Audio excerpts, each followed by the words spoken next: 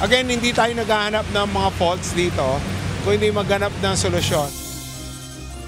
Malalaking tipak ng bato at plywood nakuha ng MMDA sa drainage sa bahagi ng MRT7 Batasan Station.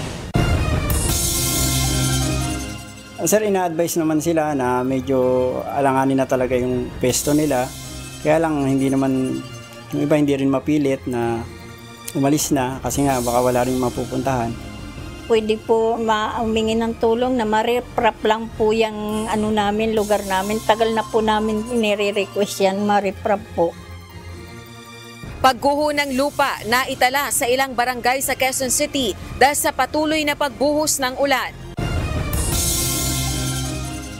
Presyo ng isda at gulay bahagyang tumaas kasabay ng kasagsagan ng ulan na dulot ng habagat. Dura Torre, Mr. Torre, sanay na ako sa iyo. Kasi matapang ka lang naman, we have the position pero gusuntukan tayo. Ararap ko makaya, bita. Siguro you can find sponsors. Per round, may mag-sponsor. So, let's place their merchandise before each round. So, 12 rounds para medyo marami-rami ang sponsor at marami tayong ma-erase na pondo. Hamong suntukan ni Davao City Acting Mayor Baste Duterte tinanggap ni Philippine National Police Chief, Police General Nicolas Torre III.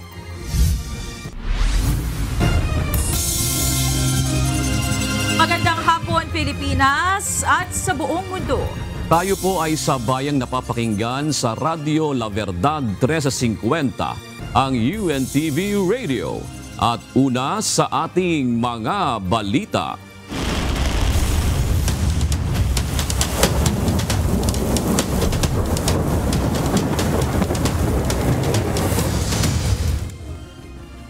Ikinagulat ng mga motorista na dumaraan sa Commonwealth Avenue ang biglaang pagtaas ng tubig doon sa kasagsagan ng ulan noong Lunes. May nagsasabing nabarahan ng mga daluyan ng tubig o drainage dahil sa ginagawang MRT7 project. Kaya kanina nag-inspeksyon ng Metropolitan Manila Development Authority sa MRT Line 7 sa Batasan Station upang tingnan kung ano ang posibleng naging sanhi ng pagbaha sa lugar. Mula sa Quezon City, ito ang balita ni Benedict Samson, live.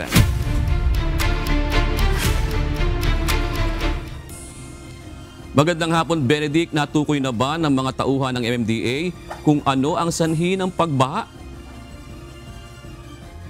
Magandang hapon, June. Ayon kay Metropolitan Manila Development Authority Chairman Romando Artes, sa ngayon ay hindi nila masasabi kung ito bang nakitang mga debris ay galing dito sa MRT7 project o di kaya ay itinangay ito mula sa malayong lugar.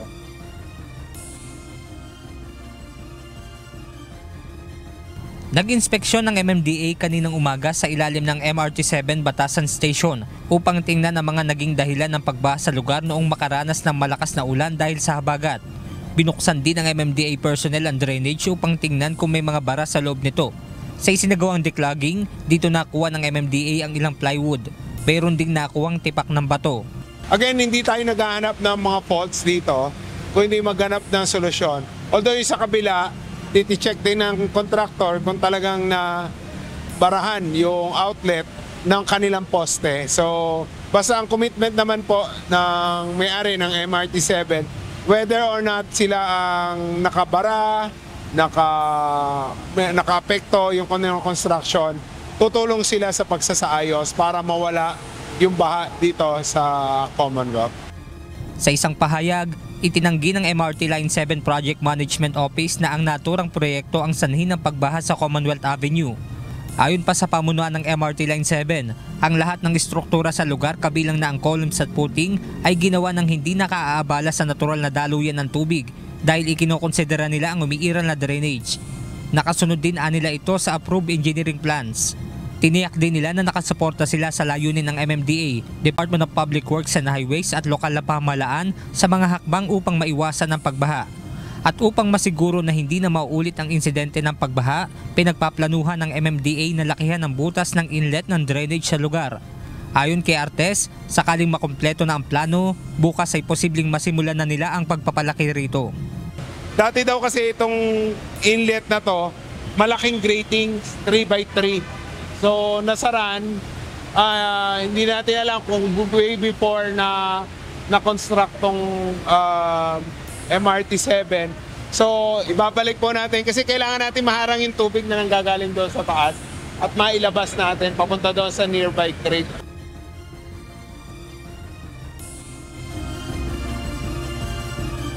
Yun, kanina nakita natin na yung contractor o yung mga geodetic engineer dito sa MRT Line 7 ay nagsusukat na nga dito sa ilalim ng Batasan Station ng MRT 7. At sa ngayon naman June ay nakararanas ng kaunting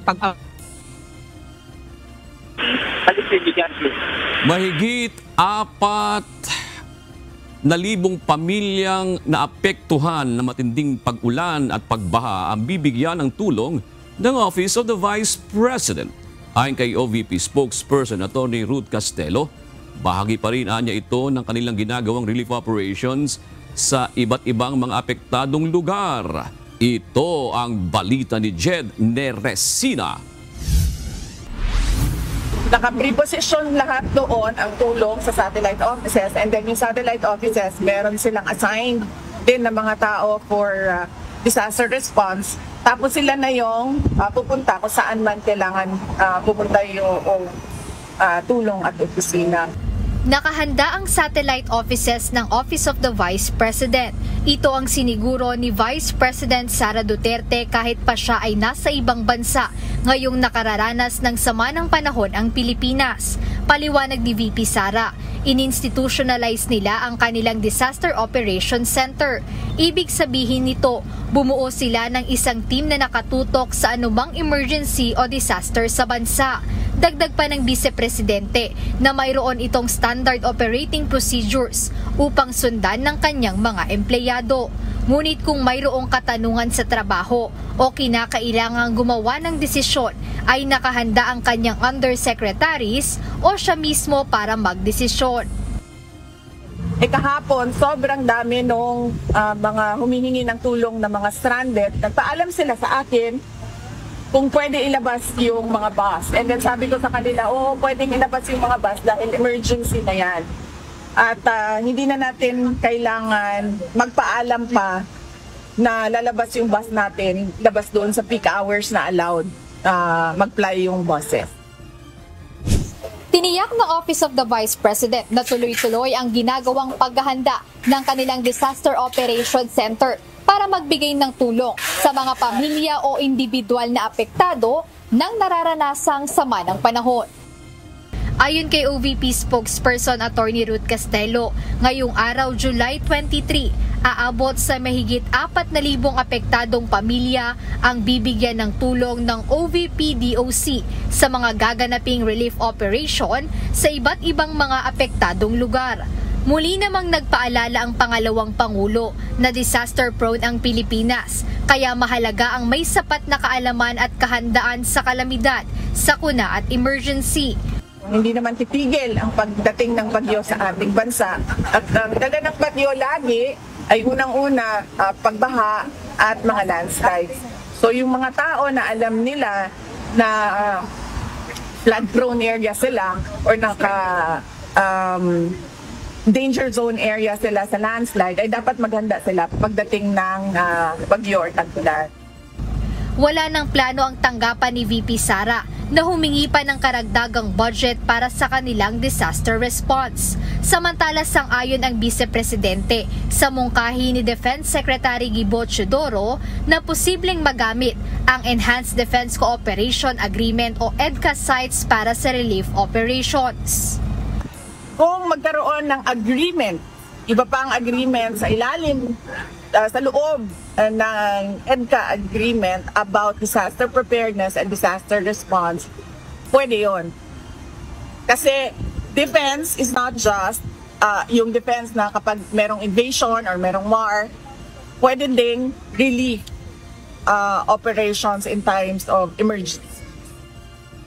Jed Neresina, UNTV News and Rescue. Diyos ang aming sandigan, serbisyo publikong aming pinahahalagahan. Aminado ang Department of Public Works and Highways na outdated at baradong drainage systems ang dahilan ng pagbaha sa ilang lugar sa Metro Manila. Ngunit hindi naman umano sila nagpapabaya sa pagsaayos ng mga ito. Ito ang balita ni Van Alves.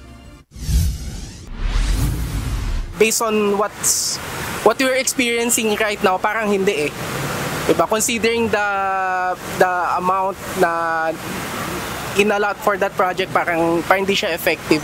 Patuloy na nararanasan ang matitinding pagbaha sa iba't ibang parte ng Pilipinas. Ayon kay Mark na taga Montalban, Rizal at nasa Maynila ngayon para pumunta ng ospital, hindi ramdam ang pagbabago sa sitwasyon ng baha sa bansa. I've heard we have flood control projects pero parang hindi siya effective, no? Ganito rin ang sentimiento ni Andre na tuloy sa trabaho kahit masama ang panahon. Hassle kasi nga baha, tapos syempre may risk ng sakit ng magkasakit na leptospirosis tapos syempre hindi sure kung makakasakay ba or what, kung may babiyahe, pero kailangan.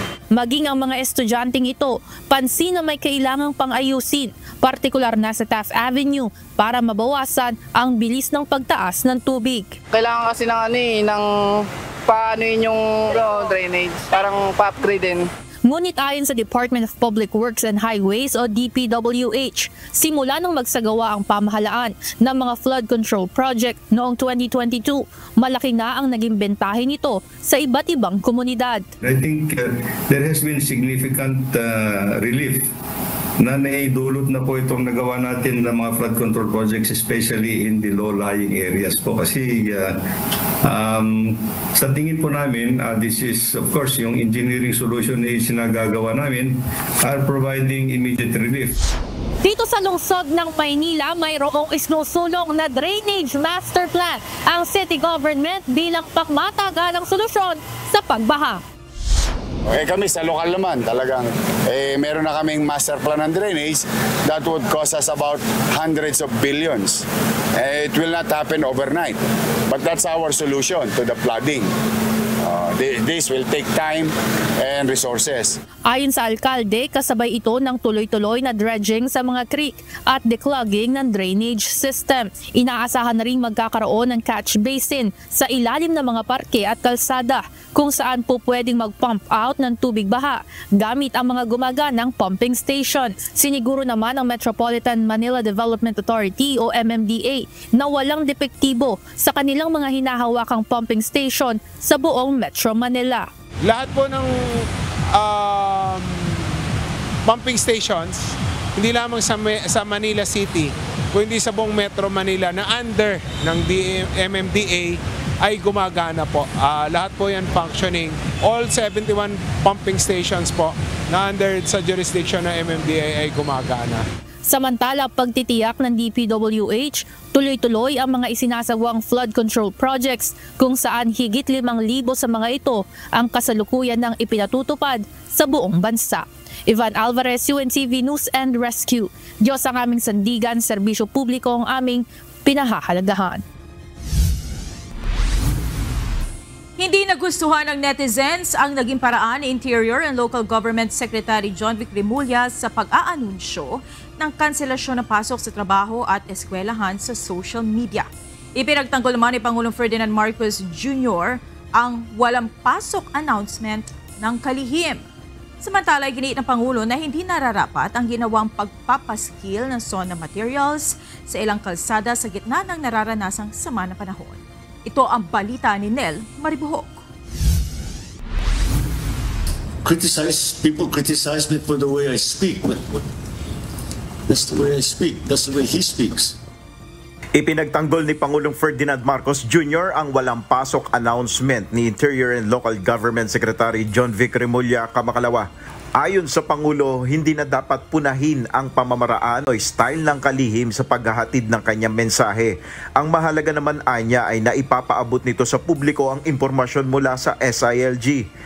As long as he gets the message across, that's what it's for. That's what all of these postings are for, and get some information across. Ilang netizens ang pumuna sa social media post ng SILG na umunoy informal at pabiro ang mga anunsyo nito na walang pasok sa eskwelahan at trabaho sa gitna ng sama ng panahon. May ilan pang nagsabing tila hindi isinaalang-alang ng kalihim ang kalagayan ng iba, lalo na ang mga na-stranded at nalubog sa baha. Humingi na ng paumanhin si Secretary Remulla. Anya, palabiro lang talaga siya, kaya kung may mga hindi nakaunawa sa kanya ay humihingi siya ng tawad. Nagdesisyon ng administrasyon na ipaubaya sa DILG ang pag-aanunsyo ng walang pasok para maiiwas sa kalituhan at maling impormasyon ng publiko. So pagka ganito, basta't sinabi na, the SILG will make the announcement, and that is what's wala nang fake news, yun na yung katotohanan, yun na yung totoo. Samantala, iginiit ni Pangulong Marcos na hindi nararapat ang ginawang pagpapaskil ng SONA materials ng ilang kawani ng pamahalaan sa gitna ng nararanasang sama ng panahon. Itinamanaan niya ito at umaasa siyang hindi na ito mauulit pa. That's highly inappropriate, and I suppose, or may utos sila na maglagay kayo ng kung saan hindi na nasabi, bahala nga, pa kayo maglalagay dyan. So the order didn't go out, but it has now. We say paubayan nyo na muna yan. Ayusin nyo na muna yung ating response crisis. So, yeah, that is an unfortunate misjudgment on their part. But we've corrected it, and I trust it will not happen anymore. Ayon sa Pangulo, pagbalik niya ng Pilipinas, agad niyang ipagpapatuloy ang kanyang paghahanda para sa kanyang ika-4 na State of the Nation Address o SONA. 80% na anya ng kanyang iuulat ay naisulat na. May pagbabagoan niya sa magiging laman ng kanyang SONA ngayong taon kung saan nakatuon sa mga mahalagang programa ng pamahalaan na ipatutupad hanggang sa katapusan ng kanyang termino. So, it of course necessarily will be different. We'll be talking about mainly the same things about the social projects of the government for people in need. We will talk about the programs that we are going to that we have initiated and will continue to promote and endorse as we until the end of, certainly at the very least until the end of this term. Hopefully, it will continue after my term. So that's what we expect from the SONA. Nel Maribuhok, UNTV News and Rescue. Diyos ang aming sandigan, serbisyo publiko ang aming pinahalagahan. Muling sinuspindi ng Malacanang ang klase bukas, July 24, sa mga lugar na patuloy na nakararanas ng sama ng panahon. Batay sa Memorandum Circular No. 91, walang pasok all levels sa Zambales, Pangasinan, La Union, Ilocos Norte, Ilocos Sur, Abra at Benguet. Gayon din sa Tarlac, Pampanga, Bataan at Bulacan. Wala rin pasok sa paaralan sa Cavite, Batangas, Occidental Mindoro, Apayao, Kalinga, Mountain Province, Ifugao, Nueva Vizcaya at Nueva Ecija. Damay din sa class suspension ang probinsya ng Rizal, Metro Manila, Laguna, Quezon, Marinduque, Oriental Mindoro, Romblon, Palawan at Cagayan, Camarines Sur, Catanduanes, Albay, Sorsogon, Masbate, Antique at Iloilo. Ang mga non-vital government employees ay hindi naman required o hindi pipiliting mag-report physically sa kanilang mga opisina. Ang mga ahensya naman na responsable sa pagbibigay ng pangunahing serbisyo tulad ng health services at rumisponde sa mga nangangailangan ay mananatili sa kanilang operasyon o trabaho.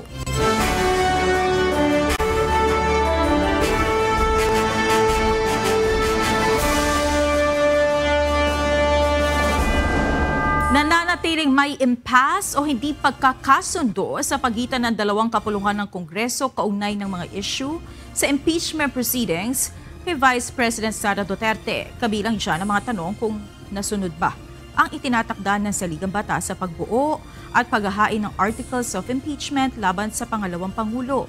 Pero ayon sa isa sa mga bumalangkas ng 1987 Constitution, may paraan naman para ma-resolve ang issue.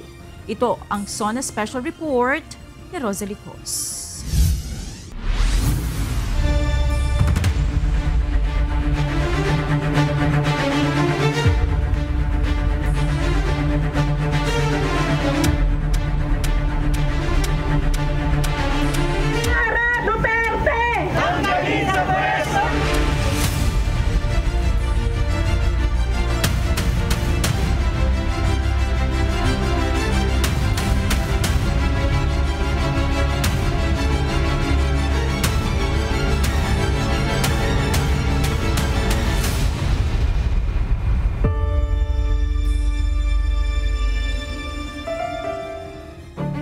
May suhestyon sa House of Representatives ang isa sa mga bumalangkas ng 1987 Constitution upang matigil na ang hindi pagkakasundo at maipagpatuloy ang impeachment proceedings laban kay Vice President Sara Duterte. At yan ay ang sundin ng kautusan ng Senate Impeachment Court habang iginigiit ang isang ruling ng Korte Suprema na continuing body ang Kongreso.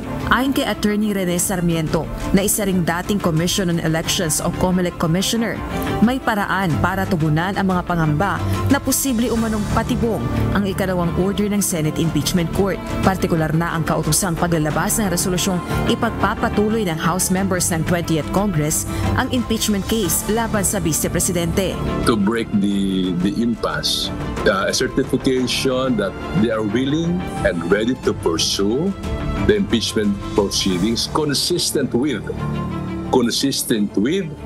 the ruling in Pimentel versus Joint Committee on Canvass that Congress is a continuing body. It has never stopped. I think that would be a safeguard. Ayon kay Akbayan Party List Representative Shell Jokno, isa sa mga inaasahang uupong public prosecutor sa impeachment trial ni VP Duterte, posibleng trap o patibong ang ikalawang kautusan ng Senate Impeachment Court. Bagay na itinanggi naman ng Senate Impeachment Court spokesperson na si Attorney Reggie Tongol. Nauna nang sumunod ang Kamara sa unang impeachment order na paglalabas ng resolusyong hindi labag sa one-year ban rule ng saligang batas ang inihaing Articles of Impeachment ng Kamara ng 19th Congress.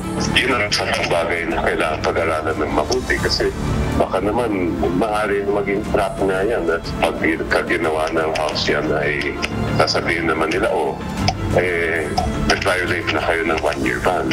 Sa kabila naman ng pagkwestiyon at pagiging wala umanong batayan, handa pa rin naman ang House of Representatives na mag-comply sa ipinag-uutos ng Senate Impeachment Court. Hinihintay naman ng Impeachment Tribunal ang compliance ng Kamara ng 20th Congress sa kanilang kautusan. Gayon din ang opisyal na pagtatalaga ng House Prosecutors matapos mabakante ang posisyon ng dalawang hindi nanalo sa nakalipas na midterm elections. Sa akin kasi yung second requirement na binabanggit nila, actually, to be honest with you, itong nire-require po sa amin, we believe na parang medyo hindi may problema talaga, diba? Questionable.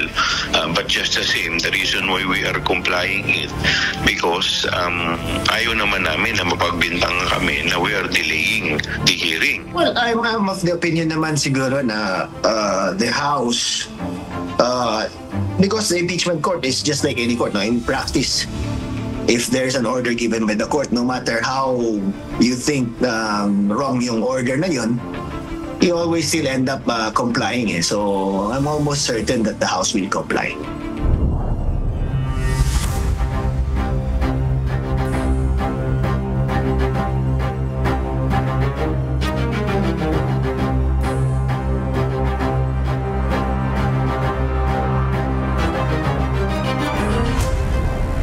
Pre-trial na ang inaasahang susunod na proseso matapos maghain ng pleading ang kampo ni Vice President Sara Duterte sa summon ng Senate Impeachment Court at sagutin ito ng House Prosecution Team.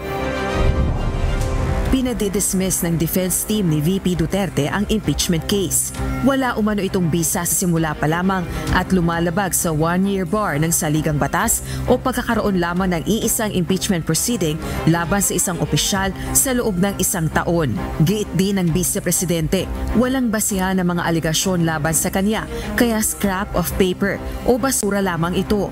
Malinaw din umanong pag-abuso sa impeachment process ang inihaing Articles of Impeachment sa Senado. Gayunman, umapela ang prosekusyon sa korteng tanggihan ang hiling na dismissal sa impeachment case ni VP Sara. Kung hindi mo kayang sagutin yung factual allegations, you resort to procedure. Hahanapan mo ng ibang, idadivert mo, ililihis mo yung usapin. Hindi ito yung bloodbath na inaasahan namin. Pero nonetheless, itutuloy namin ang paglalahad ng ebidensya. Ayon sa Constitution framer na si Attorney Sarmiento, mahalagang matuloy ang impeachment trial ni VP Sara. This proceeding should proceed based on the articles of impeachment na I think may stake ang taong bayan sa bagay na ito. Ito po ay babala sa ating mga nanunungkulan, public servants, na mag-ingat po sila na yung tiwala sa kanila ay dapat huwag sayangin. Subalit hanggang mayroong bangayan at hindi pagkakasundo sa pagitan ng dalawang kapulungan ng Kongreso kaugnay ng issue, naantala rin ang ibang trabaho ng mga ito gaya ng paggawa ng mga panukalang batas, gayon din ang pagkamit sa pananagutan ng mga opisyal ng gobyerno.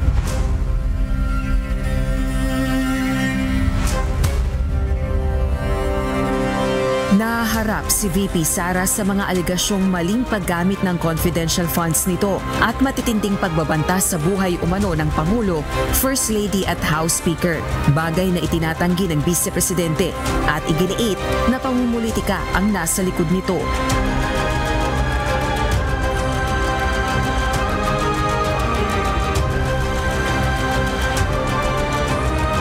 Rosa Licoz para sa SONA 2025.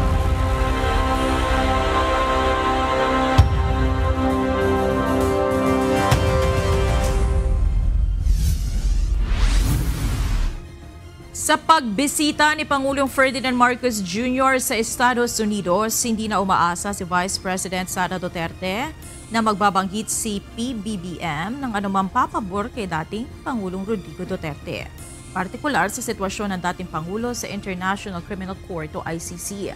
Ayon kay VP Sara, kung magbanggit man si Pangulong Marcos Jr. kay US President Donald Trump tungkol kay FPRRD, ipagtatanggol pa umano nito ang ginawa ng administrasyon laban sa dating Pangulo. Wala akong expectation na i-bring up niya doon anything favorable to former President Rodrigo Duterte.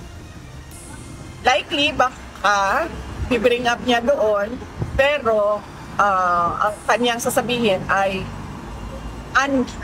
things that are unfavorable to President. Because he will really defend what they did to the former president.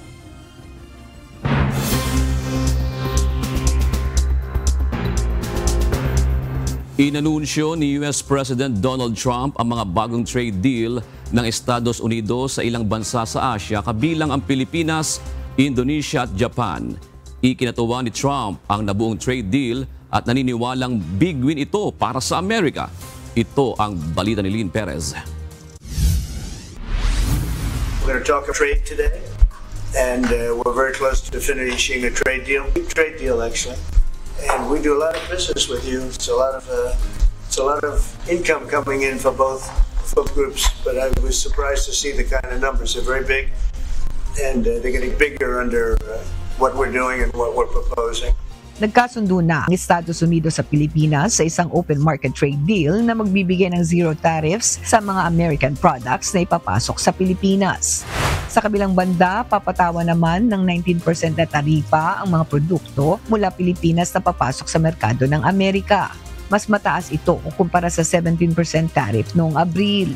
Dagdag ni Trump, ito ay bahagi ng kanyang pagbubuo ng high-quality trade deals na magpapalawak sa oportunidad para sa parehong bansa. Itinuring din ni Trump ang Estados Unidos bilang pinakamalapit at pinakamatatag na kaalyado ng Pilipinas, hindi lamang sa kalakalan kundi pati sa usaping pangdepensa.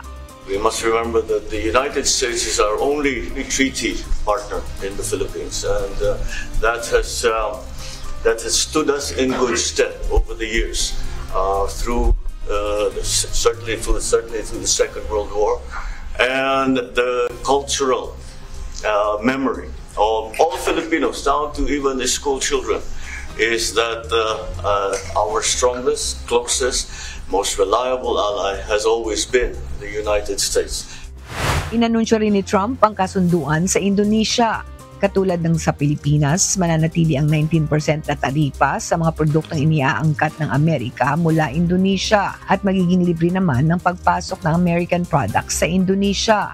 Ngunit sa ilalim ng kasunduan, aalisin ng Indonesia ang ilang trade barriers, kabilang na ang buwis sa digital services at mahigpit na inspeksyon sa mga American products gaya ng agrikultura at teknolohiya. Kasama sa deal ang pagbebenta ng critical minerals ng Indonesia sa Amerika, pati na rin ang multi-billion-dollar na kontrata para makabili ng Boeing aircraft, American farm products at enerhiya.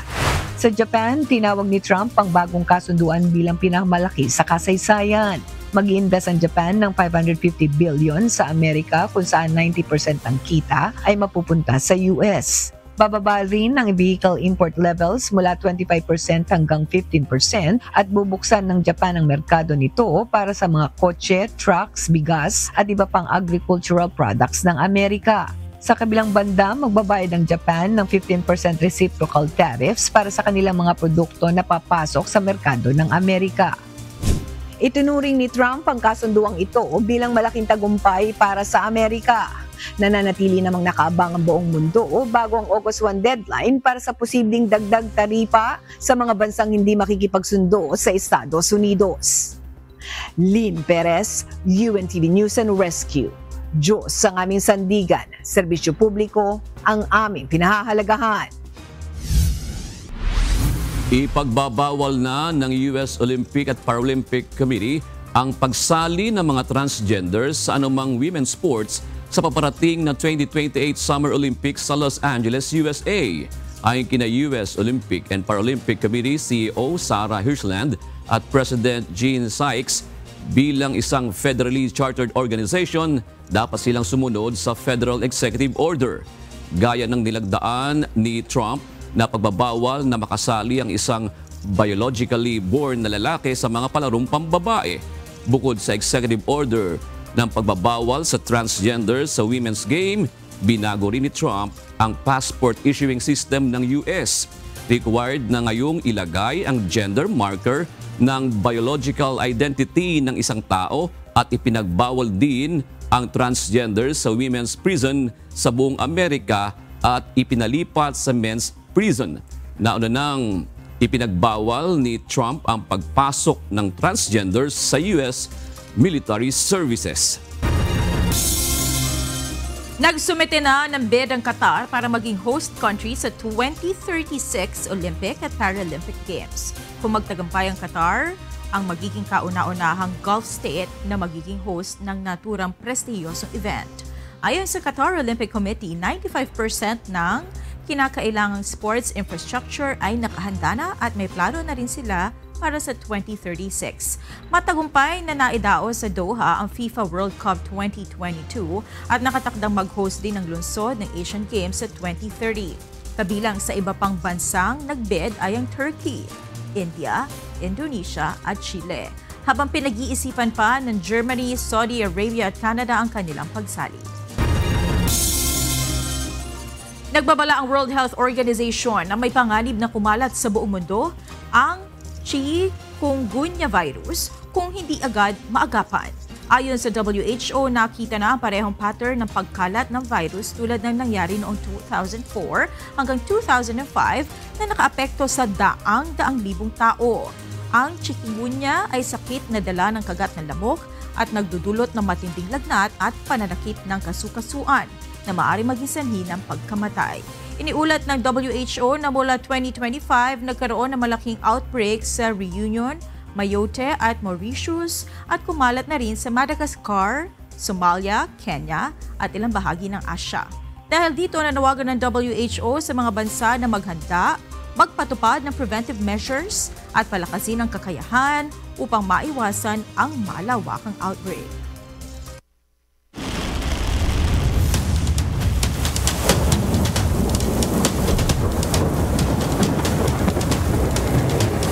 Tumirik na mga sasakyan at hindi makaraan dahil sa baha. Ganito ang senaryo sa ilang kalsada ng bumaha dahil sa malalakas na ulan na dulot ng habagat. Kaya ang Philippine National Police Highway Patrol Group nag-deploy ng tauhan para umalalay sa mga apektadong motorista. Ito ang balita ni Lea Ilagat. 84 po ang nakamand na PNP HPG personnel po natin ngayong araw para po muli umikot sa ating po mga lansangan dito po sa loob po ng National Capital Region at ito po mga flood areas. Umiikot na sa iba't ibang lugar sa Metro Manila ang mga tauhan ng PNP Highway Patrol Group. kasunod ng malalakas na pag-ulan at pagbaha sa ilang lugar sa National Capital Region. Ayon kay HPG spokesperson Police Lieutenant Nadim Malang, ang mga tauhan ng HPG ay umaalalay sa mga motorista na nagkakaaberya sa gitna ng kalsada. Nagbigay na po ng utos ang ating pong director po na mag-coordinate po yung ating pong mga team leaders ng District Highway Patrol teams. 6 po sila, no?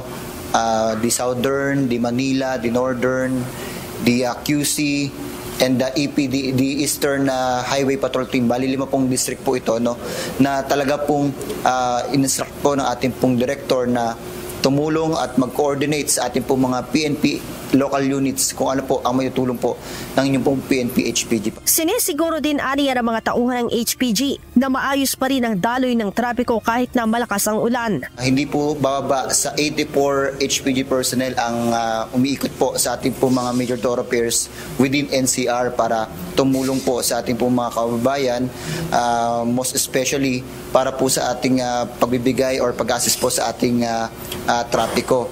At naka-standby naman din po yung ating pong PNP HPG para naman din po sa assistance most likely sa mga road clearing operations po natin na kasama po ng PNP DI TMG or yung tinatawag po nating PNP Disaster Incident Management Task Group.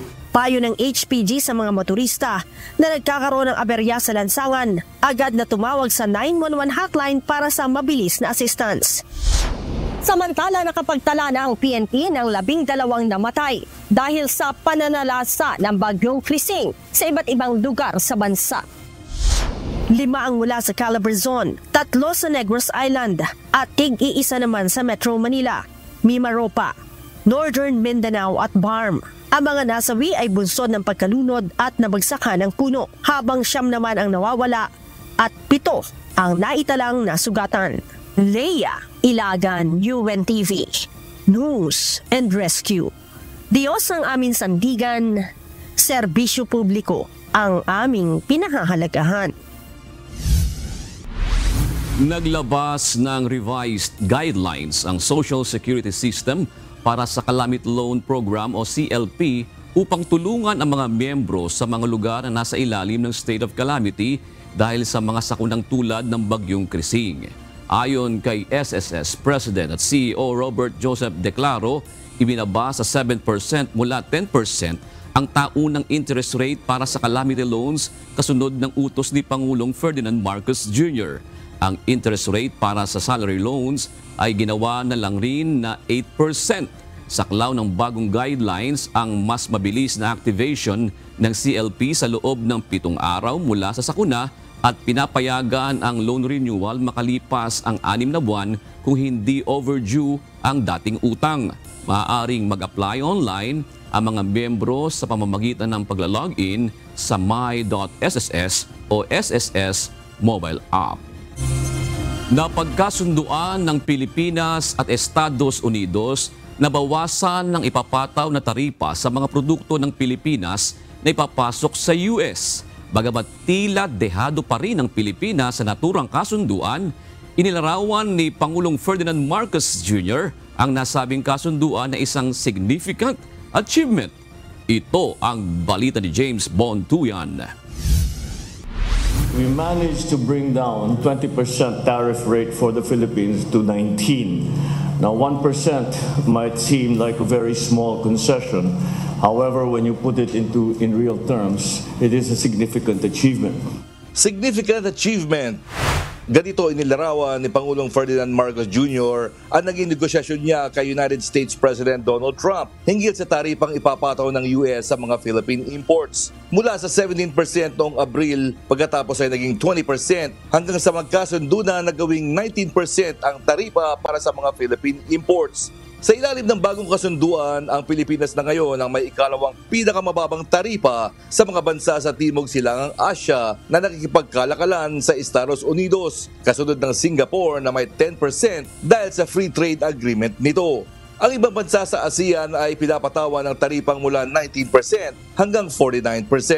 Bilang bahagi ng kasunduan, kinumpirma rin ni Pangulong Marcos na aalisin ng Pilipinas ang taripa sa mga imported na sasakyang galing Amerika. Certain markets they were asked to be open that are presently in this right now are not open. The major areas that he said were automobiles, because we have a tariff on American automobiles. We will open that market and no longer charge tariffs on that. Samantala, magdaragdag naman ng importasyon ng Pilipinas ng ilang produktong US gaya ng soy, trigo at mga gamot. Bagamat marami pang detalye ang kailangang plansyahin sa mga produkto at mekanismo ng kalakalan, iginiit ng Pangulo na ang kasunduang ito ay makapagbibigay ng mas paborableng posisyon sa Pilipinas sa pandaigdigang merkado. Ngunit marahil ay maroon mga duda o hindi pabor sa naging kasunduan ng dalawang leader. Kaya nang tanungin ang Pangulo kung hindi ba dihado ang Pilipinas sa naging tariff deal nito sa US, ito ang kanyang naging tugon. Well, that's how negotiations go. We came here, when we arrived in Washington, tariff rates were 20. So why they came up from 17 to 20 is an internal matter with the United States government. So the number that we had to work with was 20. So we tried very hard to see what we can do, and we managed the 1% decrease in tariff rates. Noong 2024, umabot sa mahigit $20 billion ang kabuuang bilateral trade ng Pilipinas at Estados Unidos. Sa kanyang Truth Social post, inilarawan ni President Trump si Pangulong Marcos bilang isang matatag at mahusay na negosyador na porsigidong itaguyod ang interes ng Pilipinas. James Bontuyan, UNTV News. Diyos ang aming sandigan, serbisyo publiko ang aming pinahalagahan. Dismayado ang ilang senador sa Taripa na napagkasunduan sa pagitan ng Estados Unidos at Pilipinas. Tinawag pa ito ng isang senador na insulto, habang sinabi ng isa pa na tila sobrang dehado rito ang mga Pilipino. Ito ang balita ni Asher Cadapan Jr. Tila sobrang dehado ang mga Pilipino. Ito ang hinaing ni Senador J.V. Ejercito sa napagkasunduang taripa sa pagitan ng Estados Unidos at Pilipinas, kung saan 19% na taripa ang ipapataw sa mga produkto ng Pilipinas na ipapasok sa United States, habang open market o 0% ang taripa sa US products na aangkatin sa bansa. Ayon kay Senador J.V., akala nito ay Little Brown Brothers ang turing ng mga Amerikano sa mga Pilipino. Ngunit bakit anya tila laging naiisahan ng mga Pinoy sa mga ganitong usapan? Aniya, sana ay gawing patas man lang kung tunay nakakampi ang tingin sa Pilipinas. Sinabi naman ni Senador Amy Marcos na kailangan pa niyang makita at mabasa ang buong kasunduan. Ngunit ayon sa presidential sister, kahit sinong tanungin, eksperto man o karaniwang tao, ang 19% na taripa para sa Pilipinas habang zero tariff sa US ay walang dudang hindi ito panalo para sa Pilipinas. Para naman kay Senador Panfilo Ping Lacson, ang mga naturang taripa ay hindi pinakapatas na kasunduan sa pagitan ng dalawang matagal ng magkaibigan o magkaalyadong bansa. Dagdag pa ni Lacson, ito ang pinakamalaking insulto ng isang host na bansa sa bisita nito at panahon na anya parating na ng Pilipinas ang ibang trade partners. Sa kabila nito, kinukonsidera pa rin ni Senador Vicente Soto III ang biyahe ni Pangulong Ferdinand Marcos Jr. na most fruitful o pinakamabunga at produktibong pagbisita ng presidente. Asher Cadapan Jr., UNTV News and Rescue. Diyos ang aming sandigan, serbisyo publiko ang aming pinahalagahan. Hindi patas ang bagong trade deal sa pagitan ng Pilipinas at Estados Unidos, kung saan 19% ang ipapataw na buwis sa mga produkto at serbisyong iluluwas ng bansa sa Amerika. Samantala, binatikos naman ng ilang mambabatas ang bagong tariff rate na napagkasunduan ng dalawang magkaalyadong bansa. Ito ang balita ni Rosalie Gaz. So hindi pa rin patas itong trade deal na nakuha ni Pangulong Marcos mula sa White House. Pero sana makita din ng Amerika yung mentahe ng relationship na ito at sana gantihan nila ng mas mababang taripa sana kung talagang nakikita nila tayo bilang isang maayos na kaibigan dito sa rehiyon ng ASEAN. Posibleng maapektuhan ang industriya ng semiconductor sa Pilipinas na nagluluwas ng kanilang produkto patungo sa Estados Unidos. Gayon din ang mga produktong pang-agrikultura na inaangkat sa atin ng Amerika kasunod ng bagong kasunduang pangkalakalan sa pagitan ng dalawang bansa.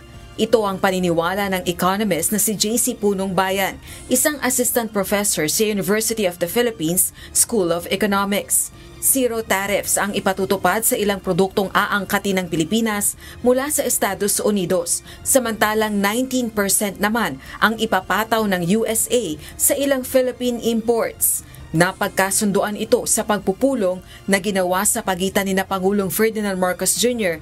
at US President Donald Trump sa Washington, D.C. sa Amerika.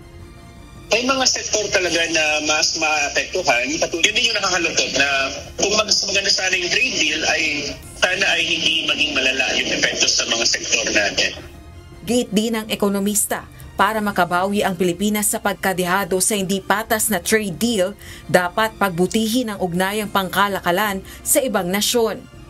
Papalalimin man natin yung ating trading relations sa ibang mga rehiyon bukod sa Amerika. Kasi hindi lang naman Amerika yung ating sandigan pagdating or kaibigan pagdating sa trade. Marami pang ibang mga bansa. And in fact, yung share ng trade with America ay lumiit na rin over time kasi mas malaki yung ating exports and imports sa pagitan natin at mas malapit na mga bansa sa Asia. Samantala, kinundi na rin ng ilang mambabatas ang bagong trade deal sa pagitan ng Marcos Jr. at Trump administrations. Giit ni ACT Teachers Party List Representative Antonio Tino, hindi maaaring maipagmalaki sa paparating na State of the Nation Address o SONA ni PBBM ang ginawang negosyasyon sa Amerika.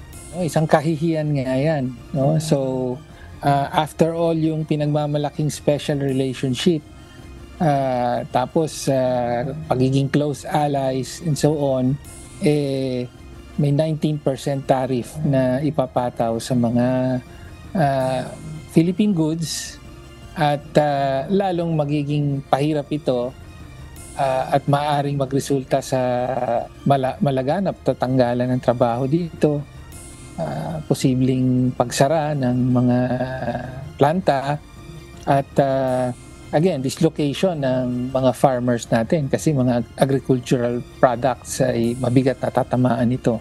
So nothing to be proud of with this agreement. Ayon naman kay Senator Panfilo Ping Lacson, ang trade deal na ang pinakamatinding insultong maaaring ibato ng isang host sa kanyang panauhin. Panahon na rin anya para maghanap ng ibang trade partners. Rosa Licoz, UNTV News and Rescue. Diyos ang aming sandigan, serbisyo publiko ang aming pinahahalagahan. Naniniwala si Pangulong Ferdinand Marcos Jr. na malaki ang maitutulong sa bansa ng planong ammunition manufacturing facility ng Estados Unidos sa Subic Bay.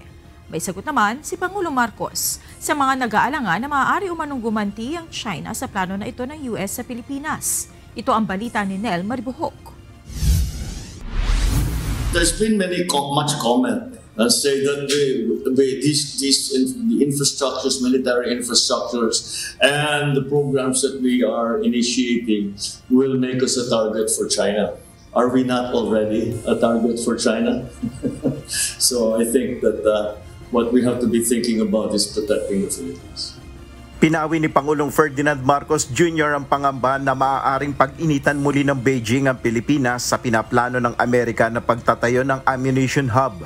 Ayon kay Pangulong Marcos, walang ibang iniisip ang pamahalaan kundi ang maprotektahan ang mga Pilipino. Sa press briefing ni PBBM kasama si US President Donald Trump sa Oval Office sa White House, sinabi ng Pangulo na mahalaga ito sa Pilipinas lalo na sa modernisasyon ng hukbong sandatahan. What we consider part of the modernization of the Philippine military is really as a response to the circumstances that surround the situation around the South China Sea. Bahagi rin anya ito ng pagtulong ng US para makatayo sa sariling paa ang Pilipinas sa pagtatanggol sa anumang banta sa seguridad.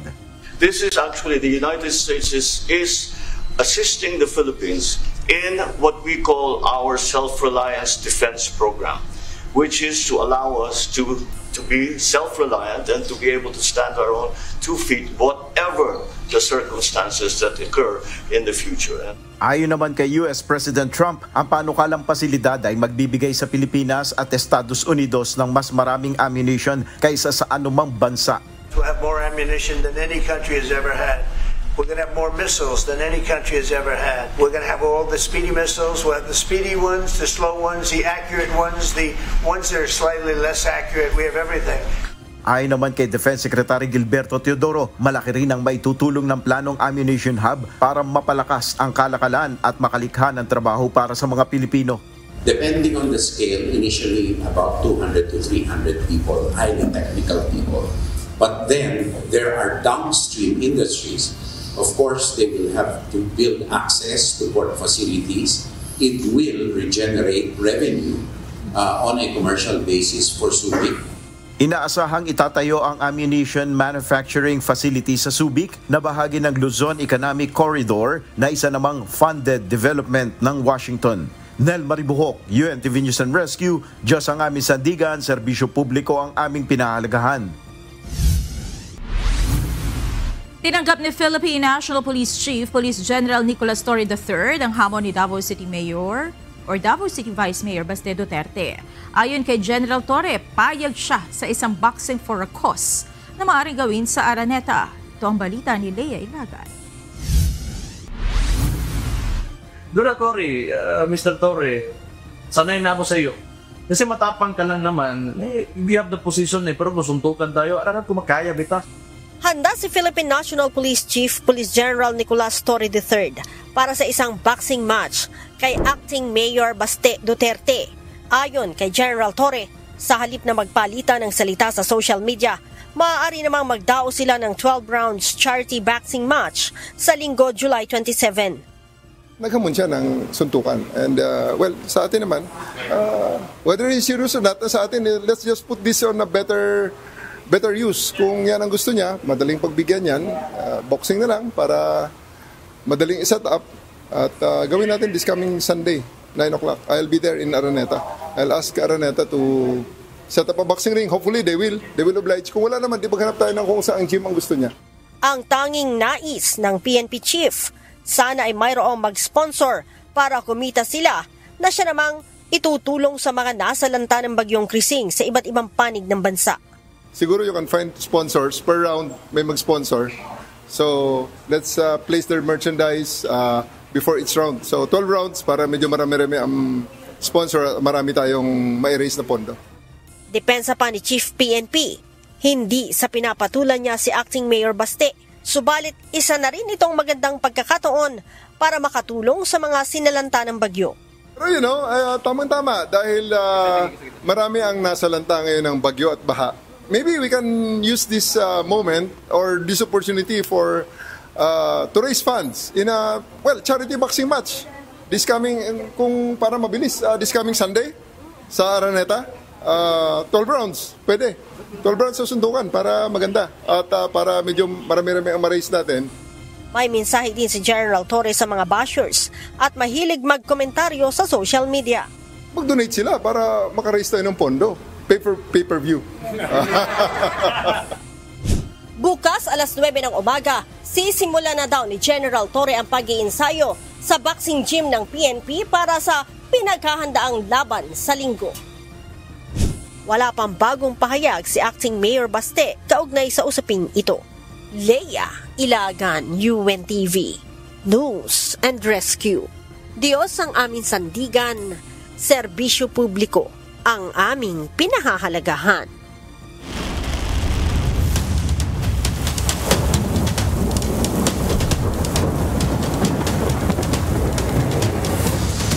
Nakapagtala ng landslide o pagguho ng lupa sa ilang barangay sa Quezon City.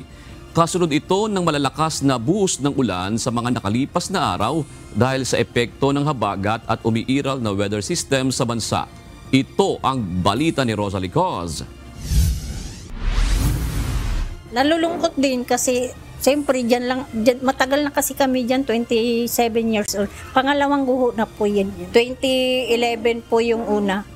Humambalang sa Don Vicente Street sa Barangay Bagong Silangan, Quezon City ang mga punong kawayang ito kasunod ng pagguho ng lupa dakong alas 6 ng umaga nitong Miyerkules, July 23. Naapektuhan nito ang daloy ng trapiko at galaw ng mga motorista sa lugar sa loob ng ilang oras, lalo na ang mga papunta at nanggaling sa Sitio Veterans, IBP Road at JP Rizal.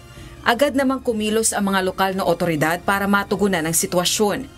Ayon sa mga local official, patuloy silang nagpapaalaala sa mga residente sa landslide-prone areas. Sir, ina-advise naman sila na medyo alanganin na talaga yung pesto nila. Kaya lang hindi naman, yung iba hindi rin mapilit na umalis na kasi nga baka wala rin mapupuntahan. Gustuhin mang lumipat sa ibang lugar, walang kakayahan ng mga residente sa landslide-prone area. Kaya ang panawagan nila, makapaglagay na lang ng riprap wall. Pwede po humingi ng tulong na ma-reprap lang po yung lugar namin. Tagal na po namin inire-request yan, ma-reprap po. Mahirap po kasi ito katulad yan, maghanap kami muna ng lilipatan habang kung anong solusyon ng barangay dyan, kung pare-recrap ba nila yan, di mas mainam. Mahirap po kasi pag relocate, yung relocate din, wala rin buhay mangyayari doon. Samantala, napilitan ding lumikas ang isang pamilya matapos maapektuhan ng pagguho ng lupa sa Kalayaan, Barangay Batasan noong Lunes, July 21. Gumuho ang pader at nasira ang bahaging ito ng tirahan ni Aling May. Wala namang nagtamo ng sugat dahil sa insidente, subalit nawalan sila ng maayos na matutuluyan. Bumagsak yung pader namin sa likod. Lahat yan pati yun bumagsak na doon. Dito naman ako nakaupo sa labas. So, malaking pagsasalamat namin, wala naman nasaktan sa amin. Yung pera namin, yung cellphone niya, yung natabunan doon, mga birth certificate at saka yung papel dito ng bahay na kasulatan namin, natabunan pa din. Lahat ng ID ko nandun na, natabunan din. Nakipag-ugnayan na ang UNTV News Team sa tanggapan ni Quezon City Mayor Joy Belmonte kaugnay ng mga insidente at anya maglalabas sila ng pahayag. Sa kahabaan naman ng Batasan San Mateo Road, ilang riprap wall ang nasira at bumagsak. Rosa Licoz, UNTV News and Rescue. Diyos ang aming sandigan, serbisyo publiko ang aming pinahahalagahan. Ang presyo ng ilang bilihin sa palengke matapos ang halos isang linggong pag-ulan. Ngunit ayon sa Department of Agriculture, hindi dapat mangyari ito. Maglalaan naman ng DA ng 400 milyong piso sa mga agricultural input gaya ng palay, mais at gulay para sa mga magsasaka at lugar na matinding naapektuhan ng sama ng panahon. Ito ang balita ni Mia Alonzo. Dating 10, naging 20. Dating 15, naging 20. Lahat ng mga tali-tali, 20-20. Kung ano yung presyo namin, binibili nila. Ganun na lang. Lahat ng mga gulay na Tagalog, tumaas din. Matapos ang epekto ng bagyong Krising at patuloy na pag-ulang dulot ng habagat, nagkaroon ng bahagyang pagtaas sa presyo ang ilang gulay sa pamilihan. Si Aling Marites, nagdagdag ng 5 hanggang 10 piso sa bawat tali ng gulay na kanyang paninda. Sa naging pag-iikot din kanina ng UNTV News and Rescue sa Muñoz Public Market, may nakitang pagtaas sa presyo ng ilang gulay. Ayon sa ilang tindera, 700 pesos na ang kada bundle ng hango sa pechay na dating 400 lang nakukuha. Sa presyo naman ng repolyo, 140 pesos na ang kada kilo kumpara sa dati na pwede itong mabili sa presyo na 100 pesos per kilo. Sa sibuyas naman, tumaas ng 20, ang dating 120 pesos per kilo, ngayon ay 140 pesos na ang kada kilo. Sa presyo ng talong na tumaas naman ng 60 pesos, dating 100 pesos lang, ngayon ay 160 pesos na per kilo. Kung ano yung dumadating, yun lang ang binibenta namin. Tapos yung mga dumadating na ganito, ganyan, sira-sira yung mga gulay, nakakabenta naman. Pero taliwas sa obserbasyon sa palengke, iginiit ng Department of Agriculture na wala pa silang nakikitang malawakang epekto sa supply na magdudulot ng malaking paggalaw sa presyo ng mga bilihin sa merkado. Siyempre, sasabihin nila yun ng ganan kahit wala namang mga anong tawag dito kasi every bagyo ganun ang ginagamit nila na reason, but we're assuring them na wala namang mga stranded or walang mga baradong daan So open yung Marcos Highway, o open yung Nagilian for the transport ng mga goods galing sa La Trinidad or sa Baguio. Dagdag pa ni DA Assistant Secretary Arnel de Mesa, wala rin silang natatanggap na report na nagkakaroon ng delay sa pagde-deliver ng mga supply dahil sa mga baradong daan. Bagamat may naitalang pinsala sa sektor ng agrikultura, kumpiyansa ang ahensya na mabilis din itong makakabawi.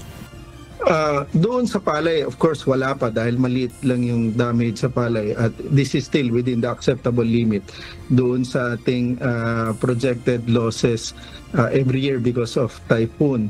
Yun naman sa gulay, karamihan ng mga naunang nagtanim ay na-harvest. So wala rin tayong nakikita. So yung mga nagtanim agad prior to bagyo, yun yung maapektuhan. But definitely, we can easily recover. So, in effect, wala tayong inasahan na masyadong surges sa pagtaas sa presyo ng mga bilihin at the moment. Yes, kahit sa gulay, wala pa rin. Samantala, tiniyak naman ng ahensya na maglalaan sila ng budget sa mga agricultural inputs na nagkakahalaga ng 495.4 million pesos para sa pangunahing ayuda at binhi. Ilan dito ay ang binhi ng palay, mais at gulay para sa mga magsasaka ng Region 3, 4B, Region 9, Region 12 at Region 13, kung saan matinding naapektuhan ng bagyong Krising at Habagat. Mia Alonso, UNTV News and Rescue. Diyos ang aming sandigan, serbisyo publiko ang aming pinahahalagahan. Aabot na sa 4 na bilyong piso ang halaga ng pinsala sa infrastruktura sa bansa dahil sa walang tigil na pag-ulan, dala ng habagat at bagyong Krising mula pa noong nakaraang linggo. Samantala, pinaghahandaan na ng Office of Civil Defense ang nasa 3,000 barangay na landslide prone sa posibleng epekto ng paparating na 2 pang bagyo. Ito ang balita ni Ryan Lacanlale. In terms of damages, meron pa tayong 4 billion worth of infrastructure damages as reported. Pero this is still subject for validation ng ating mga ahensya. Umabot na sa 4 na bilyong piso ang halaga ng pinsala sa infrastruktura dahil sa nagdaang bagyong Krising at epekto ng habagat simula nitong nakaraang linggo. Ito ay batay sa ulat ng National Disaster Risk Reduction and Management Council o NDRRMC. Kabilang dito ang mga nasirang kalsada, tulay at iba pang pasilidad sa iba't ibang panig ng bansa. Ayon naman kay Department of Public Works and Highways Secretary Manuel Bonoan, kailangang magtulungan ng lahat upang epektibong masolusyonan ang mga problema ng pagbaha. Sabi nga ng ating Pangulo, hindi lang po naman yung engineering solution ang dapat nating tingnan, kundi po yung it has to be done cohesively at collaboratively with the other agencies kasi may mga environmental issues.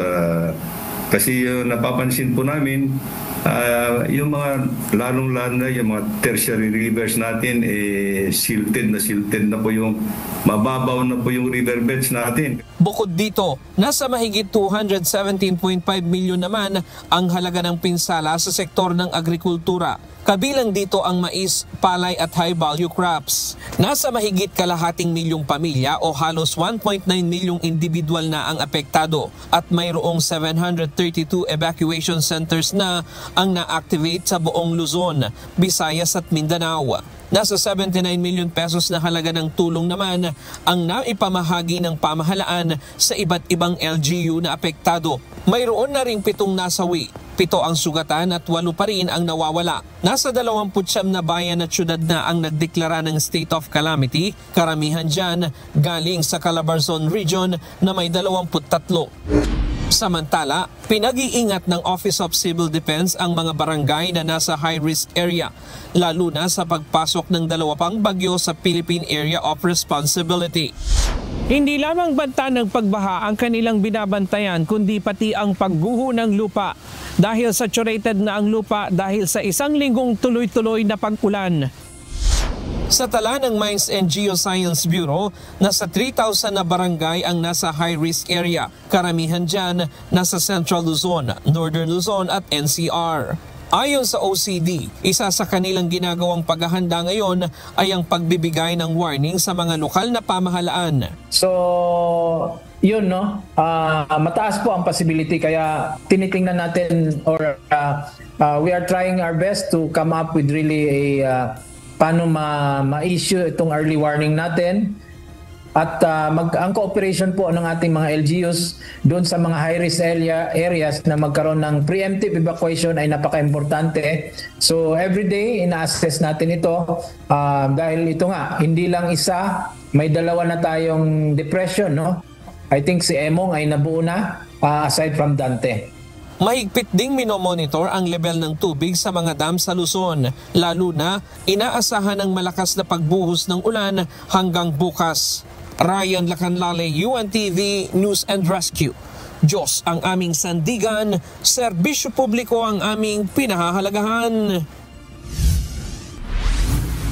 Isinailalim na sa state of calamity ang ilang bayan sa Rizal dahil sa matinding epekto ng southwest monsoon o habagat. Karamihan sa mga ito nakaranas sa matinding pagbaha na nagpalubog sa kanilang bahay. Ito ang balita ni Jenica Cruz, live.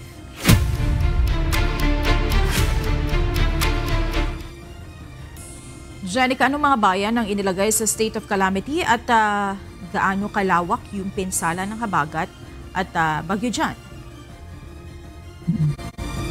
Monica, sa ngayon nga ay itong maghapon na ito patuloy tayo nakakaranas nga ng mga pag-ulan nga dito sa lalawigan ng Rizal. At kabilang nga sa mga nagdeklara na ng state of calamity dito nga sa lalawigan ng Rizal ay ang bayan ng San Mateo, Montalban at Cainta. Bunsod ng malawakang epekto na magkasunod na pananalasa ng bagyong Krisi at habagat sa naturang bayan, opisyal nang idineklara at pinagtibay ng 27 sangguniang bayan ng San Mateo, Rizal ang pagsasailalim ng bayan sa state of calamity sa bisa ng sangguniang bayang Resolution Number 11A Series of 2025A, a resolution declaring the municipality of San Mateo, Rizal under a state of calamity due to enhanced southwest monsoon. Patuloy ang pamahalang bayan na may parating ang mga mahigit na kinakailangang serbisyo ng mga kababayang apektado ng sama ng panahon. Kasunod ang deklarasyon, agad namang isasagawa ang rehabilitasyon sa mga pinsalang dulot ng habagat at bagyo. Bukod sa San Mateo, sumunod na rin ang bayan ng Montalban at Cainta, dahil na rin sa epekto ng habagat na higit na pinalakas ng bagyong Krisi. Idineklara ang state of calamity sa bayan ng Montalban batay sa SB Resolution Number 110S2025, habang Resolution Number 012 Series of 2025 naman sa Cainta. Naglalayon ang deklarasyon ito na mapabilis na maikalat ang kinakailangang tulong sa mga apektadong barangay, magamit ang pondo para sa disaster response at rehabilitation at mapabilis ang pagbawi ng mga naapektuhan ng mga kabuhayan at ari-arian. At dito nga ngayon, Monica, ay iba't ibang mga pamamaraan nga na ginagawa ng LGU para masuportahan ang ating mga residente, partikular nga dito sa Cainta.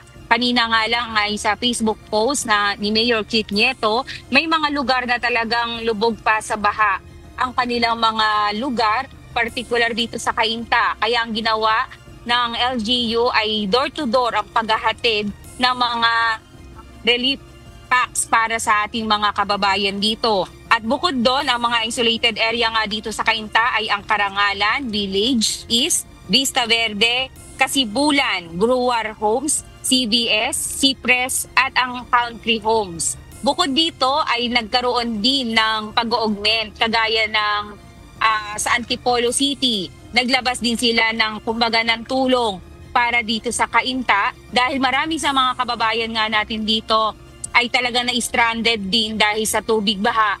Kaya naman ay nagtutulong-tulong din dito sa lalawigan ng Rizal para sa mga partikular na lugar kung saan ay nagdeklara ng state of calamity. Monica. Maraming salamat, Jenica Cruz, live mula sa Rizal. Mahigit 13,000 consumer pa sa Luzon ang apektado ng power interruption dahil sa 6 na mga electric cooperatives na hindi pa makapagbigay ng supply ng kuryente bunsod ng mga pag-ulan at pagbaha. Nagpaalala naman ang DOE na dapat magpatupad ng price freeze ang mga retailer ng liquefied petroleum gas o LPG sa mga lugar na nagdeklara ng state of calamity. Ito ang balita ni JP Nunez. Nadagdagan po yung ating mga customer na nawalan serbisyo ng kuryente dahil po sa patuloy na pag-ulan at pagbaha. 6 na mga electric cooperatives sa bansa ang nagkaroon ng power interruption dahil sa epekto ng nagdaang bagyong Krising, Habagat at Tropical Depression Dante. Batay sa ulat ng Department of Energy, kabilang dito ang Abreco at Beneco sa Cordillera Administrative Region, ang Senpelco sa Ilocos Region, Penelco at Pelco 2 sa Central Luzon at Batelco 1 sa Calabarzon. Nasa higit 13,000 na mga consumer ang naapektuhan at patuloy pang nagsasagawa ng power restoration ang mga tauhan ng mga electric cooperatives para maibalik ang supply ng kuryente. Kulang po yung pagbibigay ng kuryente dahil nga po may mga linya ng kuryente na hindi pwedeng i-energize dahil na rin po sa pag-ulan at pagbaha. Bagaman ayon sa DOE, normal naman ang supply ng kuryente sa bansa dahil gumagana ang lahat ng operasyon ng grid, transmission lines at transmission facilities. Sa ulat naman ng Meralco, kaninang alas 9 ng umaga, mayroon pang nasa higit 12,000 na mga consumer ang walang supply ng kuryente.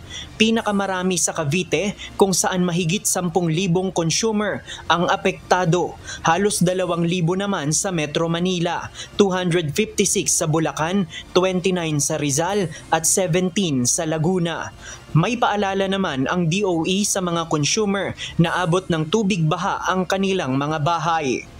Kapag tumaas na po yung tubig natin at meron ng pagbaha, kung maaari po, patayin na po natin yung main switch, yung pong ating circuit breaker upang maiwasan ang mga aksidente. Pagdating naman po sa supply ng ating mga liquid petroleums, maging aware po tayo kung saan po available dahil nga po mayroong mga service stations na nagsara. Kahapon nagpatawag ng Emergency Energy Resilience Meeting ang ahensya sa pangunguna ni Energy Secretary Sharon Garin. Ayon kay Energy Assistant Secretary Mario Marasigan, isa sa mandato ni Secretary Garin ang bantayan ang mga ospital na nalulubog sa baha upang agad itong mabigyan ng alternatibong supply ng kuryente sa gitna ng kalamidad. Nagpaalala din ang DOE na dapat ipatupad ng mga retailer ng liquefied petroleum gas o LPG ang price freeze sa mga lugar na nagdeklara ng state of calamity. Kapag ang isang lugar po ay nagkaroon ng deklarasyon ng state of calamity, dapat po yung pong magkakaroon po tayo ng price freeze. Hindi po pwedeng itaas ang presyo ng LPG, lalong-lalo na sa household, sa loob po ng 15 araw. JP Nunez, UNTV, News and Rescue. Diyos ang aming sandigan, serbisyo publiko ang aming pinahahalagahan. Patuloy na pinalalakas ng bagyong Dante ang habagat na nagdadala ng mga pag-ulan sa kanlurang bahagi ng Luzon, habang lumakas pa ang bagyong Emong na nasa may western part ng Northern Luzon. Bukod diyan, isang low pressure area ang binabantayan ng Pag-asa sa labas ng Philippine Area of Responsibility. Alamin natin ang latest sa lagay ng panahon mula sa Pag-asa weather specialist na si John Manalo. Ito po ang ating forecast at update regarding sa minomonitor natin na si Bagyong Dante, si Bagyong Emong at yung Habagat or yung southwest monsoon na nagdadala ng mga pag-ulan mainly sa western part ng ating bansa. Ito pong si Tropical Storm Dante ay huli nating namadaan 820 kilometers east-northeast ng extreme northern Luzon. Ito ay may lakas ng hangin malapit sa mata ng bagyo na 60 kilometers per hour at pagbugso o biglang lakas ng hangin na umaabot ng 80 kilometers per hour. Ito ay nagmumove pa northwest sa bilis na 25 kilometers per hour. At ang nagiging contribution niya ay pinapalakas pa niya lalo yung southwesterly winds dahil itong si Bagyong Dante ay merong counterclock na flow, so yung hangin na nanggagaling dito ay hinihigop niya na nagko-contribute indirectly dito sa western part ng ating bansa. Bukod kay Bagyong Dante ay yes po, tropical storm na from Tropical Depression Emong. Mabilisan lang po, ito yung tinatawag din natin na rapid intensification. So itong si Emong ay mas lumakas pa. Ito ay nasa 115 kilometers west-northwest ng Lawag City, Ilocos Norte. Ito ay may taglay na lakas ng hangin at pagbugso nakapareho ng kay Tropical Storm Dante. Bukod po dito sa dalawang bagyo na minention natin, yung southwest monsoon o yung habagat, isa rin po ito sa main player kaya marami tayong nararanasan ng mga pag-ulan. Mamaya po ipapakita ko kung ano yung mga lugar na inulan na kahapon at nung Monday. Bukod po dito sa tatlong atmospheric systems na nakaka-apekto sa atin, meron din tayong minomonitor na low pressure area dito sa labas ng Philippine Area of Responsibility. Dahil northward yung nakikita nating propagation nitong or yung movement, pahilaga po yung movement niya, ay wala po itong magiging direktang epekto sa ating bansa, pero may monitor pa rin po natin yan sa mga susunod na araw. Dahil po kay Bagyong Emong, kahit na medyo may hindi siya ganun kalapit sa kalupaan natin, ay meron pa rin tayong epekto o may yung lakas ng hangin na associated sa bagyo na yon ay nakaka-apekto pa rin sa ilang probinsya sa ating bansa.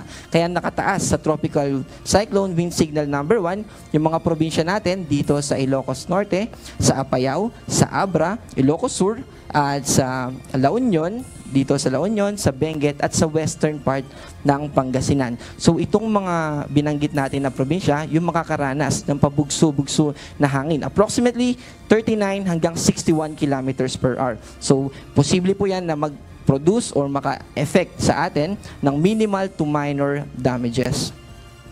At para po sa ating track nitong si Emong o yung tatahakin niya na lugar. So ito po ngayon si Emong, kasalukuyan na nandito siya sa western part ng Northern Luzon at yung movement niya ay pa southwest.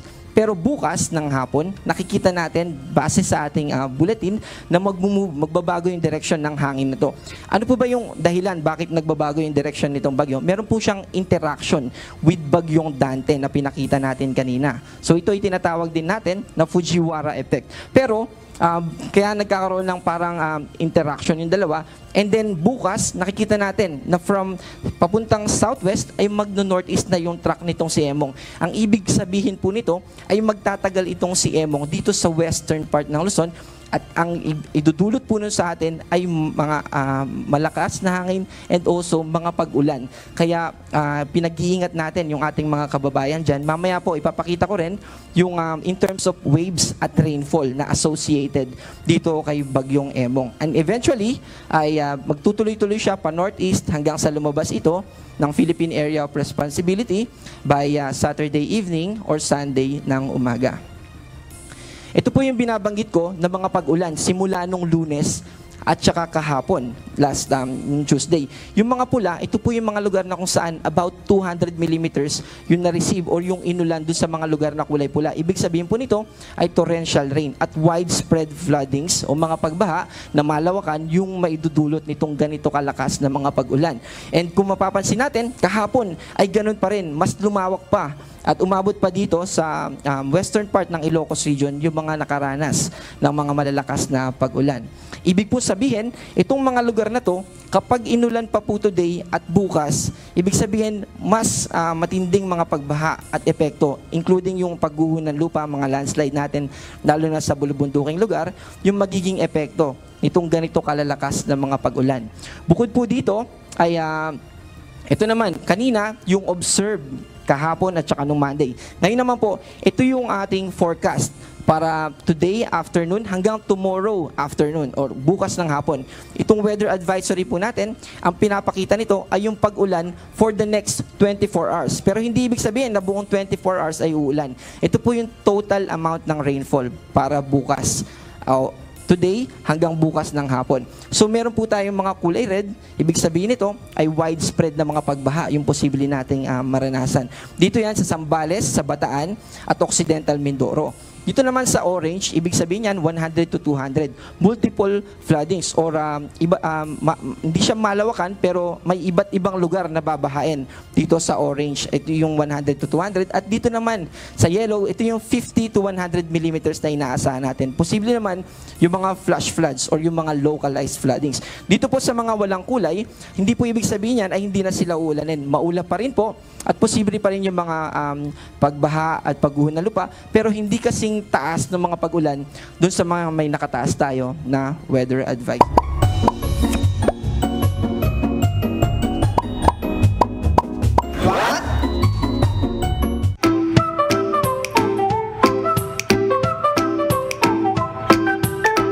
Meron ka bang lumang sapatos na hindi mo maiwan-iwan o kaya ex mo na hindi mo makalimutan o mga bagay na hindi nyo nabibitawan hanggang ngayon?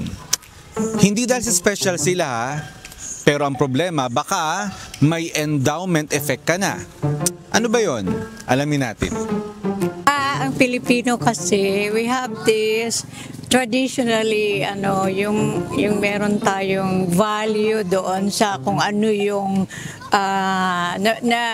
nakasanayan natin. Let's say, kung meron kang yung binigay pinagmana sa mama mo, yung earrings, mawala man lahat, wag lang, oh yeah, I have ring from my mother. Ngayon suot mo ba? Ay, hindi. Tinatago ko kasi baka mamaya nag-swimming ako na wala pa. Kasi yung isang tao is nag-effort din siya na mabili yung isang bagay. Then, then at the same time is yung parang din, binavalue mo din yung effort niya. Wallet, bigay din ni Papa. Yun lang. Sa behavioral economics, endowment effect ang tawag kapag ang utak mo binibigyan ng sobrang halaga ang isang bagay dahil sa'yo yun. Kaya kahit luma na, ayaw mong ibenta. Feeling mo may sentimental value. Pero sa buyer, junk lang yan. Sa relasyon, ganun din. Kaya kahit toxic na, minsan ayaw pa ring bitawan. Kasi sa isip mo, akin to, may pinagsamahan kami. Hindi lahat ng pagmamay-ari kailangan mong itago. Minsan, ang tunay na value nandun sa mga bagay na kaya mo nang pakawalan. Sana may natutuhan kayo at laging tatandaan, mapalad ang tao na nakakasumpo ng karunungan at ang tao na nagtatamo ng kaunawaan.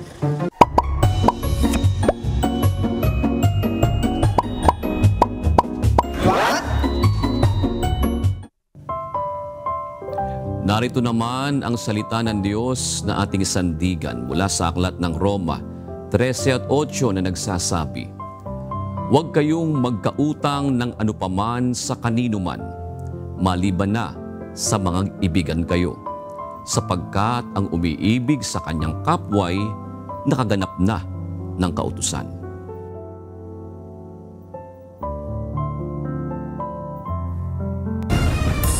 At yan ang naging kabuuan ng ating balitaan ngayong gabi. Aming inilahad ng buong katapatan kung paano namin nasaksihan. Kayo po'y makapagtitiwala na ang aming nakita at narinig, ang aming ibinabalita. At dito po sa UNTV, Diyos ang aming sandigan, serbisyo publiko ang aming pinahahalagahan. Magandang gabi po.